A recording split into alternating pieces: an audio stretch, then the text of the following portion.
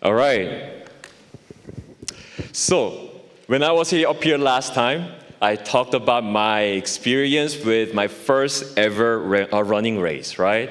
And if you guys actually remember, I've been training since December, and I put my diligence work in, and so I was finally able to race with some of the Journey people, right? And then I was very happy with the result that I made a slide out of it for you to also celebrate with me. So it was a really fun race, right? So afterwards, I got a little bit too excited, right? My body says, okay, now you've been training 4 months straight. Now you gotta rest. And I said, who needs rest, right? So I kept myself going through all this rigorous training. And guess what happened? One day, my hip flexor on my left side says, you cannot treat me like this, right? Like I couldn't shift my weight on my left leg. It would hurt, right? But then this is the problem. I am a pastor at Journey Church. So we try to be wise here. So I told myself, Daniel, maybe this is your sign.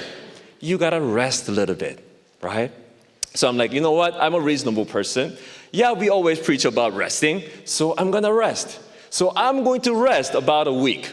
So I gave myself 1 week, okay? And then I went back to the gym, and then this is the confession. I knew that my leg was not 100%. But then when I got to the gym, some strange thoughts were coming up in my head, right? Now I'm thinking about, Daniel, you've been making such a progress. If you rest further, you may lose that. Do you want to go back? Do you want to lose all the hard work that you have put in? Daniel, you need to run, right? So I'm like, should I? But I'm not sure. Like, I want to be wise too. And then, my mind says, you know what? Just suck it up. Be a man, right? Whatever that means. Just suck it up. Be a man, right? So I'm like, okay, I'm going to suck it up and I'm going to be a man. And so I put more, rigorous training in my running drill. And guess what happened? The pain got severe. And I had to go see a doctor. And you know what the doctor said? You are out for another 3 weeks. That's actually what happened. And then I'm like, and he added, when you go back, you cannot run fast. You gotta take it slow. You gotta make sure that your body can get adjusted, right? And then here I'm thinking, oh, great. Because I was so afraid to losing my progress, but now I'm at a point where I actually really have to rest and build back up. And so this is something that I have learned. When we don't rest, what happens to us is that we get injured. And when we get injured, we actually go backwards. But when we actually rest, what happens is we heal. And when we heal, we can grow, right? And this is something that God has been teaching me through my journey with running. Rest is very important. Rest is not about not doing anything, but it is actually taking time, understanding your walk and understanding your journey and understanding where you're going. And so as I was just processing this, and then God gave me a thought. How about for your soul? That's how your body is designed by me, but how about your soul? And guys, isn't our soul the same way? And I can actually tell you this. When I go to the gym, I do 2 things. My first priority is lifting weights. I do weightlifting, okay? And so I've been squatting for some time. I may not look like it, but I've been squatting for some time. And also now that I added running. But this is what I can tell you. Guys, do you know what's heavier than heavier squat? What's in here, right? Do you know what's more draining than running like 10 miles? When you run race here, right? Guys, you know me that I'm type of person, like I can eat a lot and I enjoy eating. After exercise, the appetite, it kicks in and I can eat, like devour a lot of food in front of me, right? I enjoy eating and that's what I do. But at the same time, I often find myself, when I'm stressed, when I am running my race up here, when I'm trying to lift a lot of weight in here, you know what happens? I can't eat. Like, I actually make pretty good steak. And some few days ago, like something was happening in my head and I was just protesting a lot of different things. I made really good steak, guys, but I couldn't eat that. It felt so dry. It wasn't dry, but it felt so dry. And I just couldn't touch it, right? And in a way, and this is why I think God knew how important our souls are. And in a way that we really need to understand what it means to rest.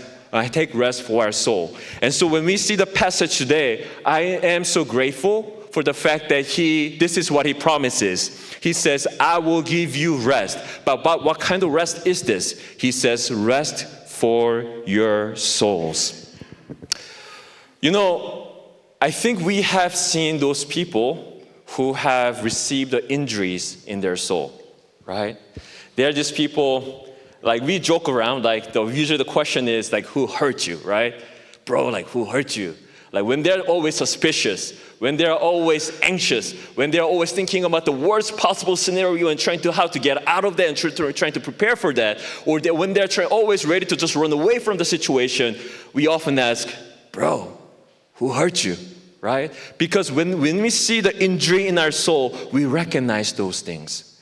But as we are going to see in this passage, I really want you to also see that when we rest in God, God offers rest in our soul, and so that we'll be able to continue to be the beautiful people that God has called us to be. So that will be the sermon for today. So let's jump into what Jesus actually has said. So first, this is actually how he opens the passage. He says, "Come to me, all you who are weary and burdened, and I will give you rest." You know, what really jumped out to me is the fact that rest is something that Jesus is willing to give. In a way, I think we can say rest is a gift, right? And this gift is given to not just some specific people, but if you see the scripture, it clearly says, "Come to me, all you who are weary and burdened." This invitation to rest is extended to all of us.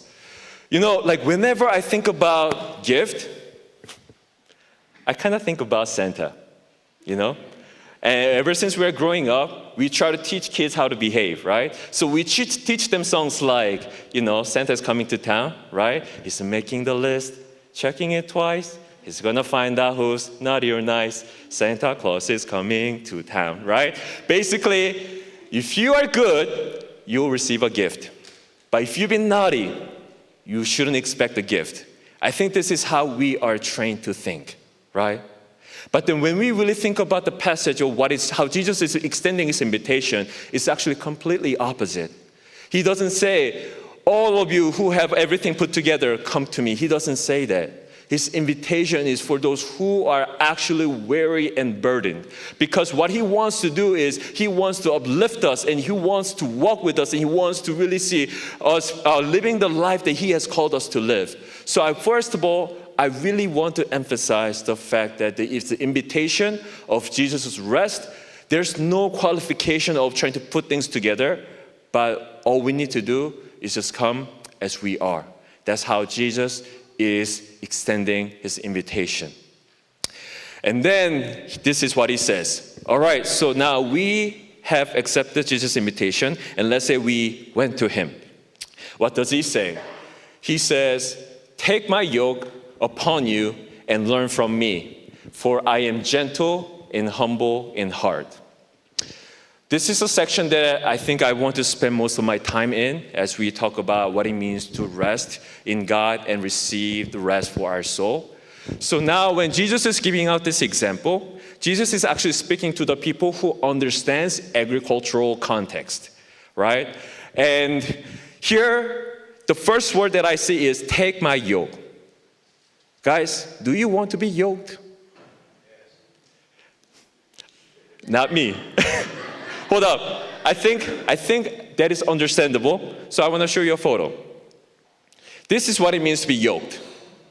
Okay? In this culture, this is what it meant to be yoked. So 2 oxen are yoked together, right?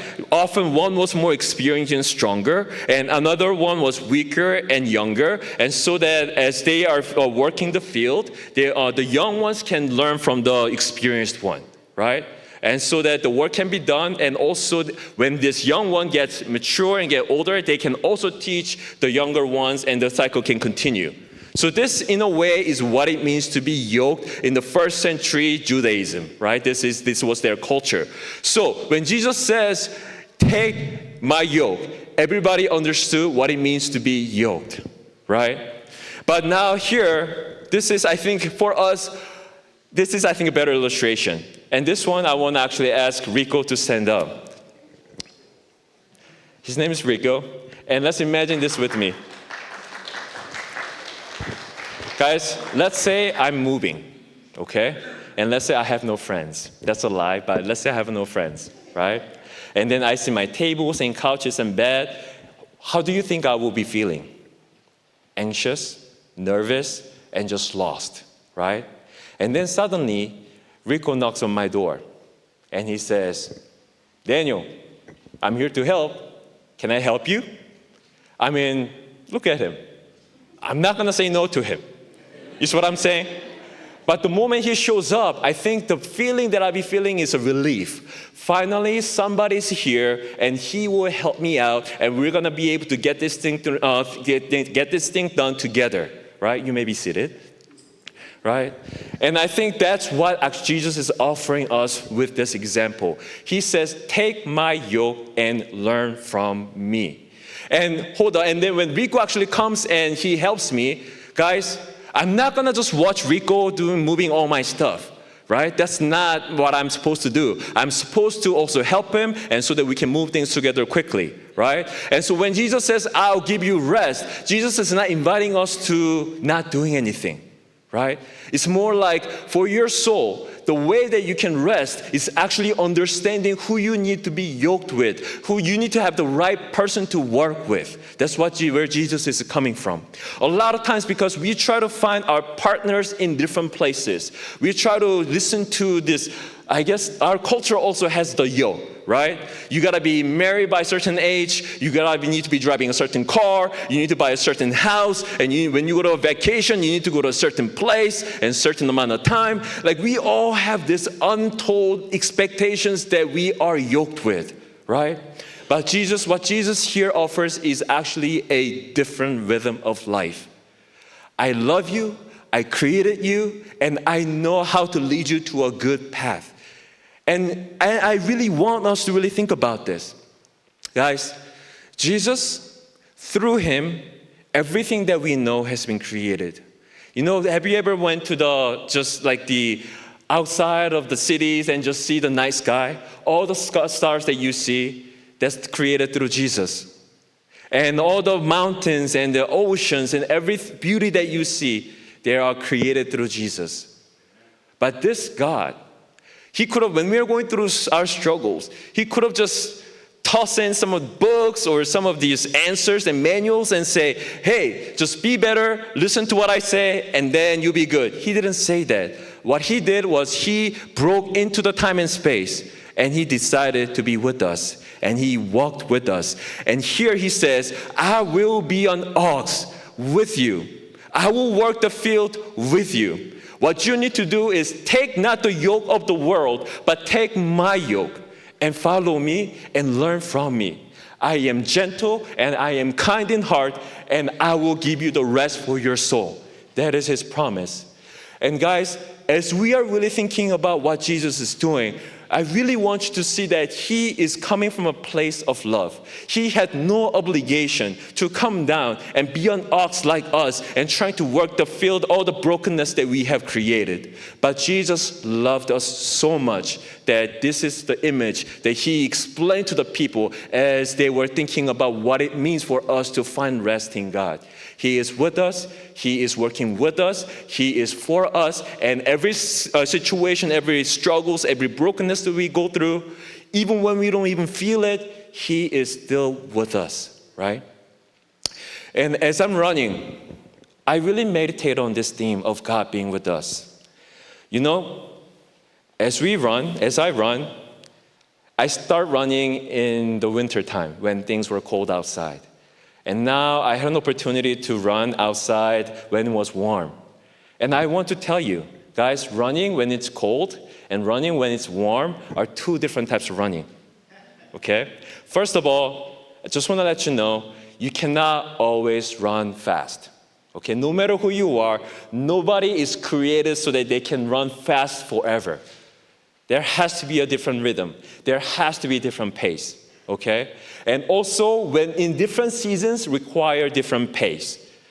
In winter, you may want to run a little faster because you want to generate heat in your body. But when it's really hot, guys, if you run as fast as you did during the winter, you will dehydrate yourself, right? And that's something that God has been teaching me. When we are yoked with Jesus, I think where Jesus is inviting us to is a different rhythm of life. A lot of times we do have our own desires, the things that we want to achieve. And just like me, like running and just non-stopping. But when Jesus offers his rhythm, sometimes he will tell us to slow down, right? And because he sees that it's going to be really hot. So whether we want to run fast so to get out of it, but sometimes he will say, Daniel, slow down. Let me walk with you, right? And through that, he will lead me to shades, he will lead me to the water, and he will let me really experience the life that he has called me to experience, right? And there are certain seasons where I don't really want to run. And Jesus will be like, all right, get your butt over here, and then you got to start running, right? There are those seasons, and then I'm like, oh, I don't want to, but Lord, if you're there, I'm going to run with you, kind of thing, right? So there are different seasons of life and different paces and different rhythms. And this rhythm can be only experienced when we actually spend quality time with God. Guys, this is something also that I learned. As we spend quality time with God, as we understand the rhythm of the gospel and rhythm of life that Jesus called us to live, our lives can be really fruitful. And I experienced that in this way. So in December, when I first started running, I went home to see my mother. And, you know, I'm like, Mom, I've been running a little bit. Do you want to run with me? And she said, yes. So now, you know, outside, everybody, we bundled up, and then we're running outside, right? And then my mom's like, you know what, can I take you a place that I know? And so I'm like, sure, Mom. And so, by the way, we are not running fast, right? We are just running in a pace that we can sustain our running. And this is something that's something beautiful, right? When we slow down, we can actually talk to the people we are running with. You see what I'm saying? And so as I'm running with my mom, she was showing me different places. And she's like, you know, we could have bought a house over here. And then I looked at the neighborhood. I'm like, oh, this is really a nice neighborhood. And I asked her, why didn't you buy a house here? And she said, well, if we bought a house here, you would have walked 20 minutes to get a school bus. And I'm like, Mom, don't tell me that you bought the current house that we are living in so that I can just walk 4 minutes to my bus stop. And she smiled, and she's like, back then, she said that was important to me. You know, if I hadn't run with her and take time and in that rhythm with her, I don't think I would have heard that story. You know, I just would have just assumed that we moved there because it makes sense. But then when we take time and when we allow ourselves to be yoked with God and walk with God, sometimes I think God will also show us beautiful things that we didn't really expect. And so I really want to encourage you, being yoked with God, being yoked with Jesus, is not a work that we are just called to do so that we will get things done. But as we are being yoked with Christ, I think what he wants to do is he wants to show us how to navigate our journey. Sometimes, guys, we may go through a season where there will be a lot of temptations, a lot of obstacles. Imagine Jesus showing us where to step our legs on, right? And then calling us to saying, follow me. And then we follow his step, right? We do that by asking this question, what would Jesus do? And that's exactly what we are doing, right? And sometimes, guys, there are seasons where we do not really want to feel like run with Jesus or follow Jesus. There are seasons where we are so disappointed that we're so upset. And I believe that in those seasons, Jesus will stop. And he says, talk to me. Let's talk, right? In a way, Jesus also understands there are different seasons of life. It's not so much about getting things done. The most important thing in life is not about us achieving certain goals that we have. I mean, those things are important. But I believe that it is for us to really transform to be the beautiful people that God has called us to be. Because as I also do my life with you guys, time after time, we often say we are not perfect, we have so much brokenness in our community. But time after time, when I do life with you guys, I am awestruck by all these beautiful things that you guys show me as you try to also serve Christ in a very special way. And I think this is why at the final verse, this is what Jesus says. He says, my yoke is easy and my burden is light.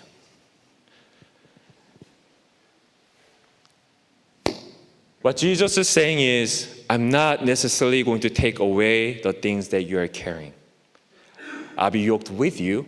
I will carry that with you, but I may not remove that. Instead, you will feel that it is easier and you will feel that it is lighter. And I really also have to think about why this is the case, right? And I thought about the beautiful people that I see around me. A lot of us, yes, we had our own stories. We have our own brokenness. But when we are yoked with Jesus, and when we try to process all this brokenness with Jesus, I feel like we become like Jesus. As Jesus was able to walk with us, as Jesus was able to do the life with us, a lot of times those people are also able to do life with other broken people, right? In a way that it's really funny, right? Like we often talk about brokenness, but a lot of us know how to really just sit down with those people. I really appreciate a lot of times whenever I go through some issues, I have my friends who are able to just sit down with me and they don't have to say anything. But somehow that really speaks to me. In a way, I feel like they really understand what I'm feeling, what I'm going through, right? And as we continue to follow God, I think this is what's happening. If I can verbalize what's happening, I think this is what I will say. As we are yoked with Jesus, as we learn to understand His rhythm and understand His pace, I think we learn to do one thing, and that is hold brokenness and hope together in such a beautiful way, right?